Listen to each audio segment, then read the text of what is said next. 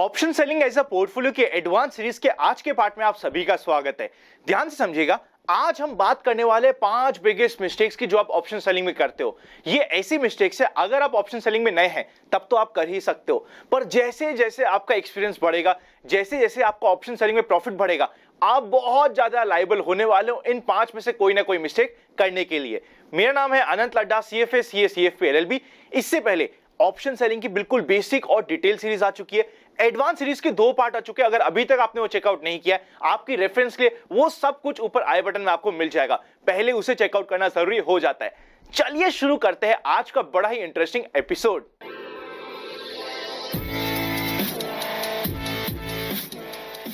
सबसे पहली मिस्टेक आती है, देखिए जैसे आप ऑप्शन सेलिंग में आते हो ना, स्पेशली अगर आपने बेसिक और डिटेल सीरीज देखी है, एडवांस सीरीज देखी है, आप थोड़े बहुत अपने रूल्स फॉलो करते हैं और आराम से काम करते हैं ना, आपको प्रॉफिट होना स्टार्ट हो जाता है। वहीं पे चांसेस होते हैं आपकी पहली मिस्टेक होने का, वो होता है over sizing and over trading करना।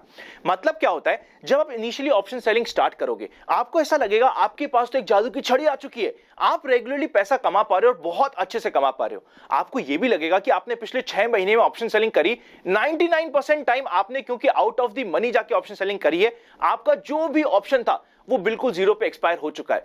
आपको ओवर कॉन्फिडेंस आना स्टार्ट होगा, आपको लगेगा अब तो ऑप्शन सेलिंग के सारे इफ एंड बट हम सीख चुके हैं, और उस समय आप ओवर ट्रेडिंग करना स्टार्ट कर जाओगे। यहां पे ओवर ट्रेडिंग का मैं बहुत ही सिंपल मतलब बताने की कोशिश कर रहा हूं। सपोज करते हैं आपके पास 100 रुपए का टोटल पोर्टफोलियो है जो आपने ऑप्शन सेलिंग में लगा रखा है। जब तक आपको ऑप्शन सेलिंग में मिनिमम टू मिनिमम 3 से 4 साल ना हो जाए, हमेशा आपका पैसे का 40% अमाउंट सिर्फ एडिशनल मार्जिन में पड़ा रहना चाहिए, उसको आपको यूज ही नहीं करना है। अगर आप उस एडिशनल 40% को यूज कर रहे हो, मतलब आप ओवर ट्रेडिंग का शिकार होने के बहुत ही क्लोज जा चुके हो। क्या बात करी हमने, अगर आपका पोर्टफोलियो 100 रुपए का है, 60 रुपीज से ही आपको ऑप्शन सेलिंग करनी है, 40 रुपीज हमेशा आपका मार्जिन अवेलेबल रहना चाहिए। अगर आपने इस रूल को फॉलो किया, आप कभी भी ओवर ट्रेडिंग नहीं करेंगे, ओवर साइजिंग का शिकार नहीं बनेंगे और रेगुलरली पैसा कमाते भी रहेंगे और आपको कहीं भी कोई ऑप्शन सेलिंग में दिक्कत नहीं आने वाली। ये होती है पहली मिस्टेक। ये मिस्टेक ना नए इन्वेस्टर्स तो करते ही है, पर यूजुअली नए इन्वेस्टर्स को डर बहुत लगता है। उन्हें लगता है यार ऑप्शन सेलिंग में कहीं मुझे लॉस ना हो जाए, वो आराम आराम से ही काम करते हैं। पर जब आपको 2 महीने 3 महीने 6 महीने हो चुके होते हैं, आप एक अच्छा प्रॉफिट कमा चुके होते हो ऑप्शन सेलिंग से, उस समय आप बहुत ज्यादा लायबल हो जाते हो ये मिस्टेक करने के लिए। आपको लगता है अपुनी जी भगवान है, अब तो अपने को सब कुछ आता है। ऐसा काम कभी मत करिएगा, मार्केट हमेशा सुप्रीम है, मार्केट की रिस्पेक्ट कीजिएगा। सेकेंड इंपॉर्टेंट मिस्टेक आती है, आपके पास सफिशिएंट कैपिटल नहीं है, फिर भी आपका दोस्त या फिर आपने YouTube पे किसी का कमेंट पढ़ लिया कि देखो इसने इतना कमाया पैसा ऑप्शन सेलिंग करते हुए, मैं भी ऑप्शन सेलिंग करूंगा, और आप भाग के ऑप्शन सेलिंग करने आते हो। अगर आपने ऐसा किया तो आपके लिए बहुत बड़ी दिक्कत होने वाली है। हमें क्या लगता है कि अनंत अभी मेरे पास छोटा कैपिटल है, 2 लाख 3 लाख 4 लाख 5 लाख रुपए कैपिटल है, आराम से मैं ऑप्शन सेलिंग करता हूं, एक बार जल्दी से बहुत सारा पैसा कमा लेता हूं, फिर मैं आराम से रूल्स फॉलो करते हुए धीरे धीरे काम करूंगा। ये ना गैम्बलिंग का माइंडसेट है। इक्विटी शेयर मार्केट को जिस तरीके से आप ट्रीट करोगे, मार्केट भी उस तरीके से ट्रीट करेगा। अगर आपने इक्विटी शेयर मार्केट को गैम्बलिंग के लिए यूज किया, इससे बड़ी प्लेस गैम्बल करने के लिए नहीं हो सकती। अगर आपने इसको as a business, as a wealth creation tool use किया, इससे बड़ा वेल्थ क्रिएटर नहीं हो सकता। कभी भी ऐसा काम मत करिएगा कि आप अपने आप को बहुत ज्यादा बैकफुट पे रख रहे हैं बिकॉज आपकी कैपिटल बहुत कम हो चुकी है।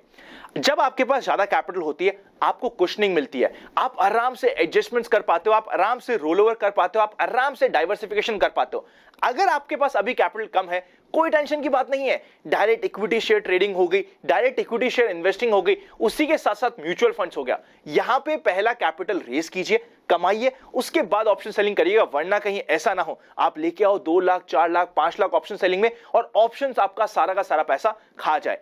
अगर आपके पास सफिशिएंट कैपिटल नहीं है तो आपको ऑप्शन सेलिंग में नहीं आना चाहिए। अगर आपने रियलिस्टिक अपने अजम्पशंस नहीं लिए, रियलिस्टिक सिचुएशन में काम नहीं किया, तो चीजें काफी बैकफायर कर सकती है। ये हो जाती है सेकंड इंपॉर्टेंट मिस्टेक जो आप और हम नहीं करेंगे, एटलीस्ट इस एपिसोड के बाद तो हम नहीं करेंगे। अब चलते हैं थर्ड मिस्टेक के ऊपर। थर्ड मिस्टेक होती है आपके पास कोई भी एग्जिट प्लान ना होना। आई एम वेरी श्योर अगर आपने बेसिक एंड डिटेल सीरीज बहुत आराम से देखी है, जो फ्रीली ओपनली आप सभी के लिए अवेलेबल है, तो आपके पास एग्जिट प्लान होने वाला है। वरना ना देखिए, ऑप्शन सेलिंग हो चाहे इक्विटी शेयर मार्केट हो, एग्जिट करना बहुत मुश्किल होता है, चाहे वो एग्जिट लॉस में हो चाहे वो प्रॉफिट में हो, एग्जिट करना बहुत मुश्किल होता है। आपके पास एग्जिट प्लान होना जरूरी हो जाता है। स्पेशली जब आप लॉस में जाते हैं ना, एग्जिट किया ही नहीं जाता, लॉस में मैं बेच कैसे दूं, हमें ये समझ नहीं आता। एक सिचुएशन के साथ एग्जांपल आपको देने की कोशिश करता हूं। सपोज करते करते सेम ट्रेड है, पहली ट्रेड जब आपने खुद ने करी, आप इमोशनली उस ट्रेड से अटैच रहोगे, चाहे आपको कितना भी समय हो जाए। मैं पर्सनली भी आज कहीं ना कहीं अपनी ट्रेड से अटैच होने वाला हूं। उसी के अगेंस्ट में सपोज करते हैं आपके फ्रेंड ने वो सेम ट्रेड करी है, आपने नहीं करी है, आप बड़े ही लॉजिकल डिसीजन उसे दे पाओगे कि अरे तू क्या कर रहा है, तेरा स्टॉप लॉस हिट हो गया, निकल बाहर मार्केट से। अपने दोस्त को बताना या फिर बाहर पार्टी थर्ड पार्टी बनके कोई भी डिसीजन देना बहुत आसान होता है, पर जब हमारा हार्ड अर्न मनी किसी भी ट्रेड में लगा रहता है, हम इमोशंस को मैनेज नहीं कर पाते, and it is part of the game. इसको मैनेज करने का सिर्फ और सिर्फ एक तरीका है कि आपके पास पूरा का पूरा प्लान पहले से होना चाहिए। Plan the trade and then trade the plan. पहले प्लान करो कि आप क्या ट्रेड करोगे, जो आपने प्लान किया उसको कट कॉपी पेस्ट एग्जीक्यूट करो। एक बार ट्रेड लेने के बाद सपोज करते हैं आपका स्टॉप लॉस हिट हो रहा है, स्टॉप लॉस के लिए आपके बहुत सिंपल रूल्स हैं, चाहे वो 200% रूल हो, 300% रूल हो। स्टॉप लॉस हिट हो रहा है ना, उसके बाद अपने दोस्त से मत पूछिए क्या लगता है, अभी तो थोड़ा सा वेट कर सकता हूं ना, अभी तो बाउंस आ जाएगा ना, अभी तो मैं बच जाऊंगा ना। ये सारे सवाल मत पूछिए, ये आप सिर्फ अपने आप को दिलासा देने की कोशिश कर रहे हैं, और सामने वाला तो ना एज ए न्यूट्रल पार्टी बोल भी देगा ना कि नहीं इसमें थोड़ा डिफिकल्ट लगता है, फिर भी आप उसके वर्ड्स को उसी तरीके से सुनोगे और समझोगे जो आपकी ट्रेड के लिए फेवरेबल होगा। उसने तो कहा कि देखो ये थोड़ा डिफिकल्ट लगता है, आपने समझा थोड़ा डिफिकल्ट लगता है पर हो तो सकता है, होल्ड करते हैं और आपका लॉस बढ़ते जाता है। अगर आपके पास प्लान नहीं है, स्पेशली एग्जिट प्लान नहीं है, ऑप्शन सेलिंग मत करिए। It is absolutely okay to stay out of the market, पर अगर आप मार्केट में आना चाहते हैं, बड़ा पैसा कमाना चाहते हैं, ऑप्शन सेलिंग में कुछ बड़ा नाम करना चाहिए, बहुत अच्छा प्रॉफिट कमाना चाहते हैं, आपके पास एग्जिट प्लान पहले से रेडी होना बहुत जरूरी हो जाता है। हर एक स्ट्रैटेजी का एग्जिट प्लान हमने उस स्ट्रैटेजी के साथ में डिस्कस किया है, उसको हमेशा फॉलो करना कंपलसरी हो जाता है। साथ ही हमेशा ध्यान रखिएगा, अगर आपके पास एग्जिट प्लान नहीं है, आप एक successful investor option selling as a portfolio में सक्सेसफुल काम नहीं कर सकते। अगर आप ऑप्शन सेलिंग करते हो ना, देखिए वैसे भी इंडिया में मेजॉरिटी लोग ऑप्शन बाइंग करते हैं, जैसे ही आप ऑप्शन सेलिंग करना स्टार्ट होते हो, आप एक एलीट क्लब में आ चुके हो, और जैसे ही आप उस ऑप्शन सेलिंग के साथ अपना स्टॉप लॉस मेंटेन करना भी स्टार्ट करते हो, एग्जिट प्लान भी रेडी रखते हो ना, आप सुपर एलीट ग्रुप का पार्ट बनने वाले हो और आपकी सक्सेस की प्रोबेबिलिटी काफी ज्यादा होने वाली है। अब चलते हैं फोर्थ मिस्टेक के ऊपर। फोर्थ और सबसे बड़ी मिस्टेक, जितना आपका ऑप्शन सेलिंग में एक्सपीरियंस बढ़ेगा उतना ही आप लायबल होने वाले हो इस फोर्थ मिस्टेक को कमिट करने के लिए। आप क्या करने की कोशिश करोगे, आप मार्केट का या फिर एक पर्टिकुलर शेयर का बॉटम और टॉप रेट करने की कोशिश करोगे। इसका मैं क्या कहने की कोशिश कर रहा हूं, सपोज करते हैं कोई शेयर गिरे ही जा रहा है, गिरे ही जा रहा है, आपको लगेगा बस ये तो इसका बॉटम हो गया और आपने पुट सेलिंग कर दी, आप बॉटम प्रेडिक्ट करने की कोशिश कर रहे हो। हमेशा ध्यान रखिएगा, trend is your best friend. Trend के अगर अगेंस्ट में आपने काम किया तो आपकी सक्सेस की प्रोबेबिलिटी स्टार्टिंग से ही कम हो जाती है। डायरेक्ट इक्विटी शेयर में हमने बहुत सीखा है कि हमें बॉटम या टॉप को फिशिंग नहीं करना है, पर वापस से आके हम ऑप्शंस में वही काम करने लग जाते हैं। हमें लगता है कि बस इस शेयर का तो टॉप बन गया, हमने कॉल सेलिंग कर दी। हमें लगता है कि बस इस शेयर का बॉटम बन गया, हमने पुट सेलिंग कर दी। और हमें लगता है कि जो ट्रेंड चल रहा है, सपोज कोई शेयर टूटते जा रहा है, बस अब बहुत टूट गया, अब रिवर्सल हो जाएगा। कभी भी रिवर्सल पे बॉटम फिशिंग का काम मत करिए या फिर टॉप को प्रेडिक्ट करने का काम मत कीजिए। ये one of the most difficult काम होता है इक्विटी शेयर मार्केट में। और जैसे आपको थोड़ा प्रॉफिट हो जाता है ऑप्शन सेलिंग करते हुए, आपको ओवर कॉन्फिडेंस आ जाता है। जब ओवर कॉन्फिडेंस आ जाता है, आप कुछ एग्रेसिव ट्रेड्स देते हो और अगेंस्ट द ट्रेंड में जाके ट्रेड्स देते हो। जब भी आप अगेंस्ट द ट्रेंड जाके कोई काम करेंगे, आप बॉटम और टॉप को फिशिंग करने की कोशिश करेंगे, आपकी सक्सेस की प्रोबेबिलिटी कम हो चुकी होगी। तो इस पॉइंट का हमेशा ध्यान रखिएगा। इसी में हमारे दोस्त लोग क्या बोलते हैं कुछ कि आनंद ये देखो शेयर कितना टूट गया है, और कितना ही टूट जाएगा, इससे ज्यादा नीचे तो जा ही नहीं सकता। या फिर ये शेयर देखो आनंद कितना बढ़ गया है, और कितना ही बढ़ सकता है, इसके ऊपर ज्यादा जाने का स्कोप नहीं बचा है।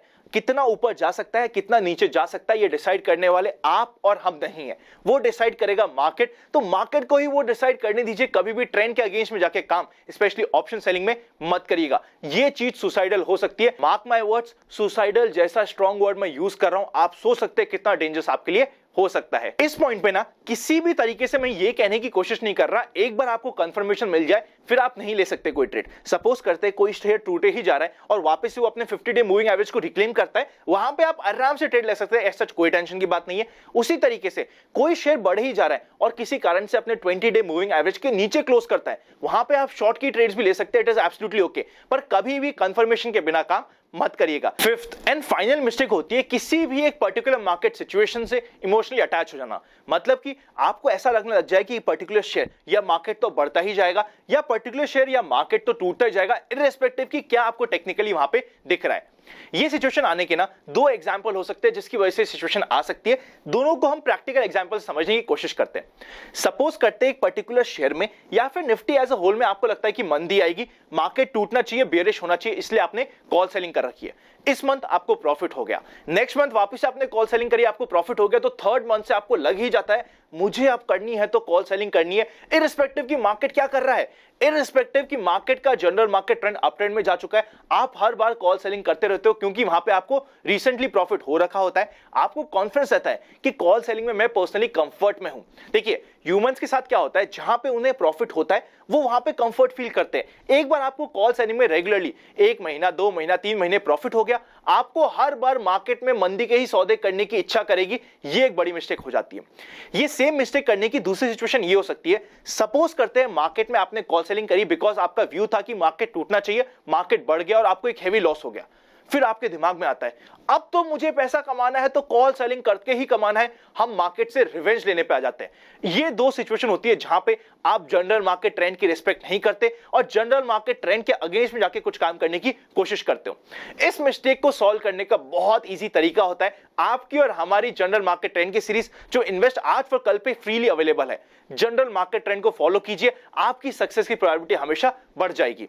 उसी के साथ साथ ना कभी भी मार्केट अच्छा या बुरा नहीं होता, आपकी ट्रेड आपका इन्वेस्टमेंट अच्छा या बुरा होता है, इस चीज का हमेशा ध्यान रखिएगा। फाइनली इस वीडियो का मेरा अगर कंक्लूजन रिमार्क की बात करी जाए ना, एक इंपॉर्टेंट पॉइंट है जिसको आप सुन लीजिए, आपका कंक्लूजन हो चुका है।